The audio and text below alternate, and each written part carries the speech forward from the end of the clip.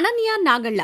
ఈమె పేరు తెలియని తెలుగు ప్రేక్షకులుండరు. అందాలు చూపించడంలో అనన్య తగ్గేదేలే అంటోంది. 2019 చిత్రం మల్లేశంతో అరంగేట్రం చేసే ప్లేబ్యాక్, వకీల్ సాబ్ వంటి చిత్రాలతో ఆకట్టుకుంది. తెలుగులో వరుస సినిమాలు చేస్తూ బిజీగా ఉంటుంది. సినిమాల్లో పద్ధతిగా కనిపించే అనన్య సోషల్ మీడియాలో మాత్రం రచ్చ చేస్తుంది.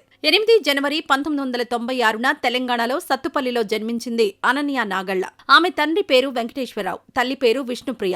ఇబ్రహీంపట్నంలోని రాజమహేంద్ర కాలేజ్ ఆఫ్ ఇంజనీరింగ్ లో తన బీటెక్ పూర్తి చేసి ఇన్ఫోసిస్ లో జాబ్ చేసింది ఈ బ్యూటీ. 2019లో ప్రియదర్శికి జోడీగా మల్లేశం అనే ఓ తెలుగు బయోపిక్ చిత్రంలో కథానాయికగా తెలుగు ప్రేక్షకులకు పరిచయమైంది ఈ ముద్దుగుమ్మ.